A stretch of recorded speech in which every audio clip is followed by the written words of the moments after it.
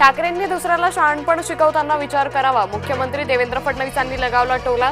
ठाकरेंनी मुख्यमंत्री असताना 600 कोटींचा कोविड निधी कुजवला, फडणवीसांकडून धक्कादायक खुलासा। फडणवीसांचा खुलासा ठाकरेंना झोंबला, ठाकरेंनी मुख्यमंत्री असताना कोविड निधी कुजवला, फडणवीसांच्या आरोपांना उद्धव उत्तर देणार।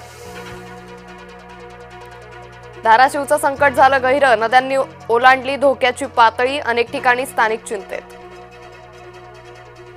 काँग्रेस नेत्यांनी संघशताब्दी महोत्सवाचं आमंत्रण नाकारलं, मुत्तेमवार, चतुर्वेदी, राऊत आणि विकास ठाकरे होते निमंत्रित।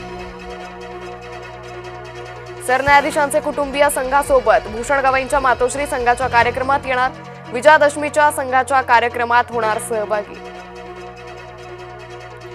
गोट्या गीतेवर काढलेला मकोका पुन्हा लागला, सातबाई हत्या प्रकरणात पोलिसांची याआधीही कारवाई स्थगित, नितीन कावत यांच्यावर काढलेला मकोका पुन्हा चढवण्याची वेळ। नागपुरात प्रथमच गांधी पुतळ्याजवळ एकत्रीकरण, विजयादशमीला व्हरायटी चौकात संघ संचलनाचं एकत्रीकरण। मुख्यमंत्र्यांचा नाशिक दौरा टळला, पावसाच्या हजेरीनं दौऱ्यात आली अडचण।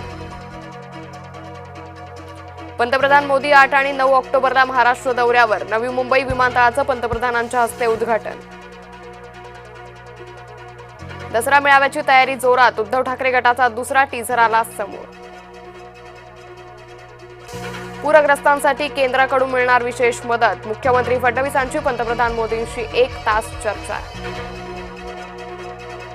नाचणाऱ्या जिल्हाधिकाऱ्यांवर कारवाई होणार, मराठवाडा पुरात धाराशिवचे जिल्हाधिकारी रंगले नाचकामत, महसूल मंत्री बावनकुळे यांच्याकडून कारवाईचे संकेत।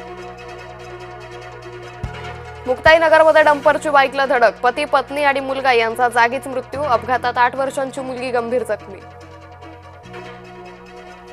थोड्याशा पावसानं मध्य रेल्वे अडखळली, शनिवारी पावसाच्या काही सरींमुळे रेल्वे उशिरा। आता लग्न करा झटकीपट रजिस्टर, मुंबई महानगरपालिकेची विशेष सुविधा। गाझातून हमासला संपवणारच, बेंजामिन यांचं वक्तव्य, इस्रायलचे पंतप्रधान बेंजामिन नेतन्याहू यांची भूमिका, हमास विरोधातील कर्तव्य इस्रायलनं पूर्ण केलंच पाहिजे।